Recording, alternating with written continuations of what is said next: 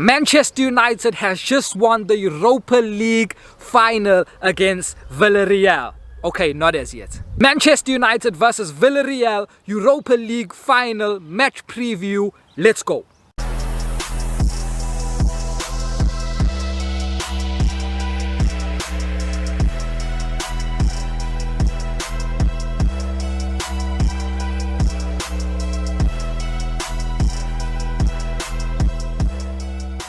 I've watched Villarreal play over the weekend where they versed Real Madrid, and okay, they lost 2-1 to Real Madrid, but in majority of that game, Villarreal were the better team. They were moving the ball better, they were more composed on the ball, they were in control of the game, majority of the game, and obviously Real Madrid got the quality to score 2 goals in a matter of 5 minutes, 3 minutes, whatever the case was. Guys, don't watch this without subscribing to the channel.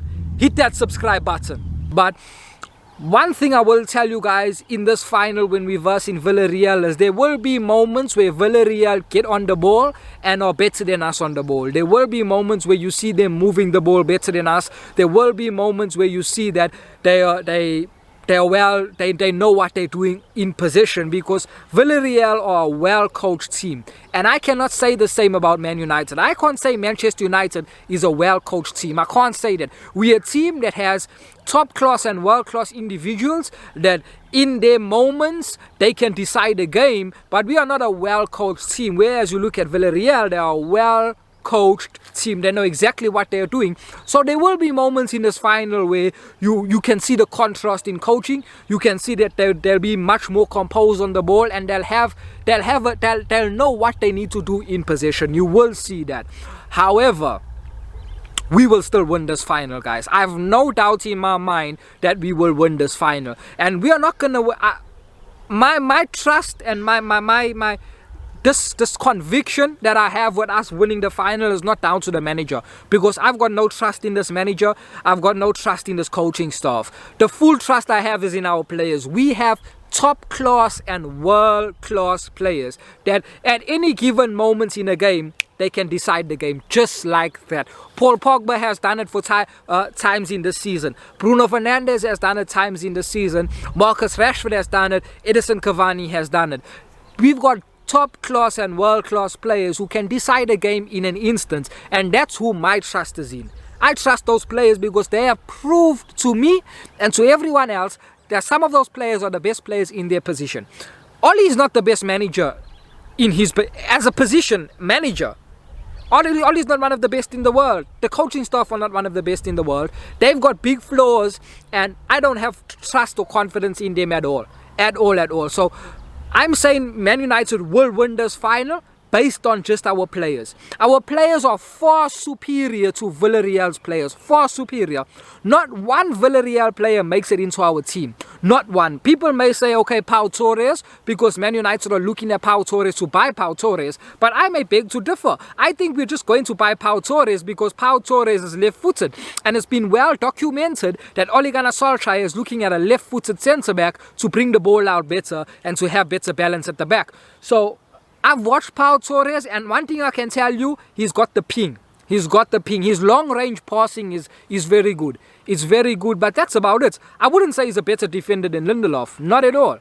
Maybe more physical, but I wouldn't say he's a better defender than Lindelof. Surely not better than Maguire or Eric Bailly. So you can make a case for Pau Torres, but no one else in their team makes it into Manchester United's team. Our players are head and shoulders above Villarreal's players, and that's why for me I say we will win the game.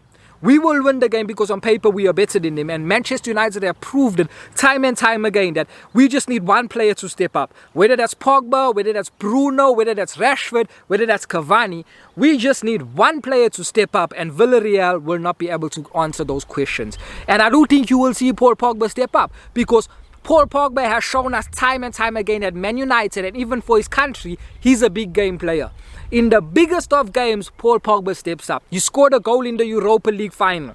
He scored a goal in the World Cup final. He's a big game player. When we versed Leipzig, the last game of the Champions League where we ultimately got knocked out, Paul Pogba stepped up in that game, came on second half and got us close to qualifying. Yes, we never, but he got us close. versus AC Milan, we weren't going through. Paul Pogba came, won us that game. He's a big game player, so watch out for him. Take my word for it, watch out for him. He's going to produce a mammoth of a game. So, as I'm saying, guys, I expect United to go through. I expect us even to go through being at 80%, even being at 70%. We don't even have to be at our best, if you ask me, to go through.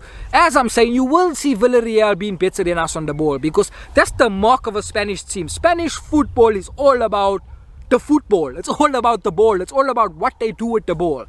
Spanish teams build their teams around technical ability.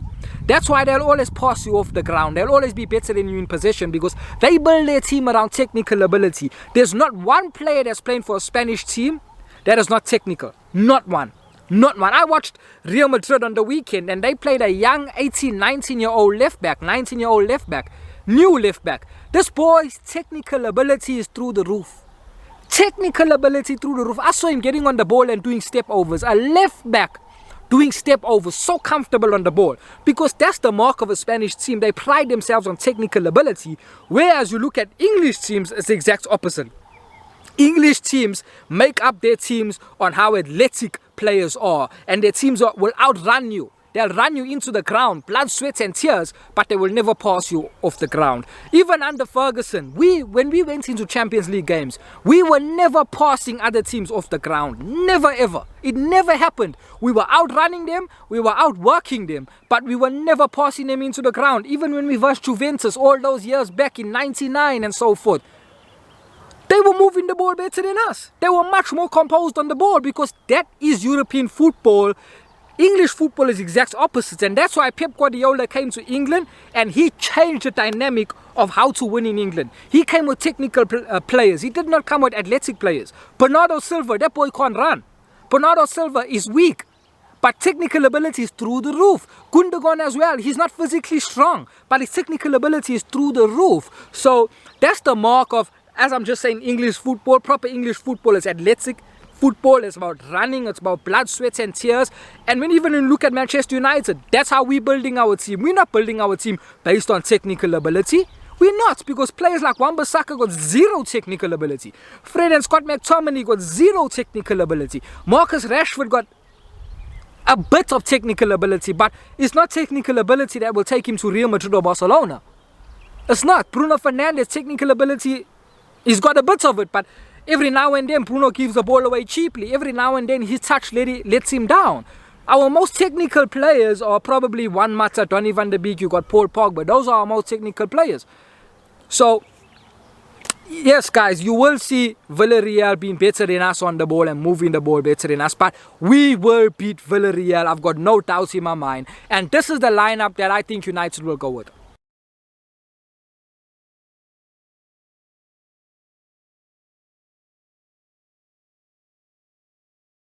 Now there's a case for the goalkeeper situation. People are saying Henderson, people are saying David De Gea. For me personally, I think Oli will go with David De Gea. He's the more experienced goalkeeper. David De Gea has won Premier League titles. He's played in finals before. He's won finals. He knows what it takes to get the job done in the biggest moments. He knows what it takes. He's been there. He's done it. He's an experienced goalkeeper. Henderson is not experienced. And if anything, Henderson has shown us these last couple of weeks that he has the same errors that David De Gea makes. He makes the same errors. I mean, people are taking shots at Henderson and he's palming the ball right in front of the opponent, for the opponent to tap in the ball in the net. These are the same errors that David De Gea was making, and we benched David De Gea because of those errors. Henderson is making the same errors. So if you're asking me, you'd rather go with David De Gea because he's more experienced, and if you need someone to produce a worldly save, a save that no other keeper can make, it's David De Gea.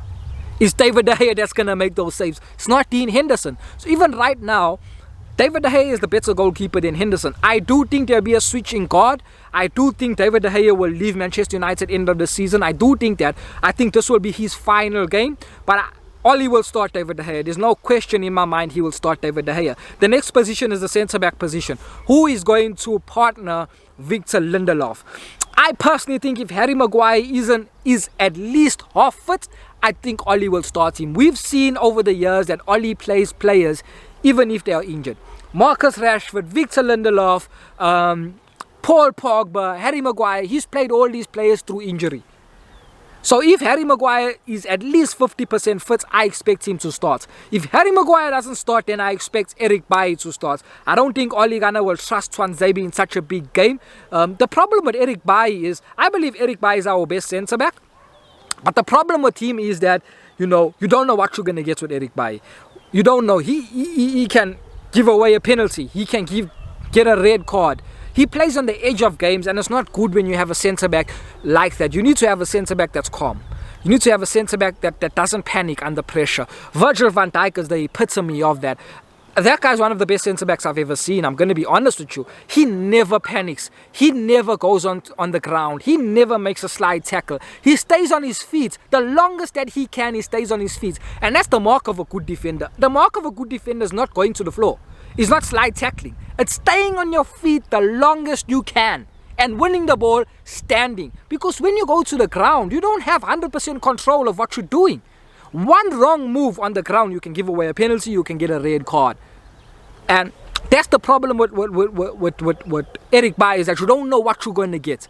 You don't know what you're going to get. But I have seen improvements in his game this season. Let me also address the issue with Harry Maguire. Where people are saying, oh, United need Harry Maguire. We are a much better team with Harry Maguire. And so forth. Guys, there's two reasons you people think that. The number one is because of familiarity. The number one is because Harry Maguire is an ever-present figure in the team. So that's all we know is Harry Maguire. So the minute someone leaves that is an ever-present person in the team, the minute they leave and things go wrong, you will always revert to that player and say, you know what, we were better off with that player, because that's all you know. That's all you've been seeing for seasons. I'll give you an example. Liverpool in the first leg of Real Madrid, when they played Real Madrid in the Champions League, I think what it was, the quarterfinals, they played with a front three of Salah, Mane and Jota. Bobby Firmino was on the bench. They lost that game. The fans were all screaming, we need Bobby Firmino. We need Bobby Firmino. Why? Because Bobby Firmino is ever-present. They used to have seen Bobby. So the minute Bobby doesn't play and they lose, they will revert to what they're familiar with, because it brings them comfort. Bobby Firmino came on in the second leg and they still got knocked out. They couldn't score. But Bobby Firmino was there. It's the same with Harry Maguire. Guys, Harry Maguire is a good defender. But we did not pay 85 million for a good defender. We paid 85 million. You pay 85 million to have the best defender. I'll even lower the bar and say, at minimum for 85 million, you should be getting a world-class defender. At minimum. Harry Maguire is not world-class. He doesn't have the potential to be world-class. He's just a good defender.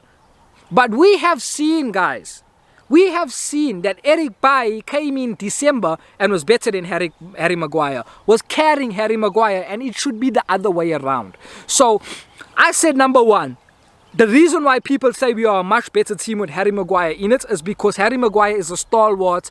He's ever present. He's always there. So the minute he goes out the team and we lose, people will revert to what they're familiar with. Number one. Number two is that we brought in defenders like Eric Bailly and Twanzebe from the cold. These guys had no match rhythm.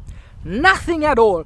No match sharpness. We brought them out from the cold and expect them to perform at the level that Maguire was performing at. It's not going to happen. You can't bring a player out from the cold and expect him to perform. It's not going to happen. It's same like another example. Eden Hazard at Real Madrid. Eden Hazard has been stricken with injuries. The minute he comes back, people think in his first game he must perform like how he is performing at Chelsea. It's not going to happen. You need rhythm. You need a few games under your belt to get match rhythm and to get match sharpness. So that's the reason you bring in Twanzebe and Eric Bailly from the cold and expect them to perform at the level Maguire is performing. It won't happen. But as I said just now, we saw Eric Bailly in December. Come in December, have a few games under his belt, and he performed better than Harry Maguire. He's a better defender than Harry Maguire. The only thing, as I said, with Eric Bailly is that he plays on the edge. You don't know what you're going to get with him. So that's a centre-back issue. The midfield, guys, I'm sure we all know it's going to be McFred. We all know, and I hope this is the last game that we see McFred together. I hope next season, Ollie gets some boldness and puts Donny van der Beek in there with either Fred or either Scott McTominay, or Ollie buys a new midfielder. I personally don't think he's going to buy a midfielder unless Pogba leaves. If Pogba stays, if Donny stays, I hope that he at least plays one of them in the pivot. Because I hope this is the last game we see of Scott McTominay and Fred. So they will play. There's no denying that they play in the biggest games, because all they can do is run around and kick people. That's especially Scott. So that's what you'll see in the final from Scott. You'll see him running around and kicking people. The moment we have the ball, you won't see Scott McTominay because he's not a footballer. He's a wrestler. He's not a footballer, he's a wrestler. And then the other position is the right wing. What is Ollie going to do on the right wing? Because we know Pogba will play on the left, Bruno in the 10, Cavani will play on top. What is he going to do on the right wing? Because it's either a toss of the coin with Rashford or Greenwood. Greenwood is better than Rashford on the right wing, but Rashford is too big to bench. Rashford, you can't bench Rashford, and that's why I keep telling people is that, guys, it's not sustainable for Paul Pogba to play on the left wing, because that means you're moving Marcus Rashford all over, and you can't bench Rashford. He's too big in England. It's not because of his ability, it's not because of his performances, because on performances, Rashford needs to get benched. But his profile in England is too big to be benched. So I personally think, and I know Ollie will go with Rashford on the right wing, just because Rashford has to play, he can't bench Rashford. Rashford on performances needs to get benched. And Rashford is not better than Greenwood on the right wing. But Ollie will never bench Rashford, so I expect Rashford to play on the right wing and Cavani on top. And that's the starting 11 I think Ollie will set up with. I think that we will get the job done against Villarreal. I'm not sure of the score. I think it can be anything from a 2-1. I think we can beat them 2-1 or even 3-1. But I think it won't be a game where, you know, we get outplayed. Not at all. And it won't be a game where United can go up a level. That if push comes to shove, you'll always know that United can go up a level. We can go up a level. We might not play at our best. I don't think we'll play at our blistering best. But it'll be a game where we can go up a level. So that's just my match preview, guys. Hit the comments and let me know what you agree with. Let me know what you disagree with. If there's anything you disagree with, let me know. And hit that subscribe button and smash that like button. I'll see you all after the game when United lift the Europa trophy. Cheers.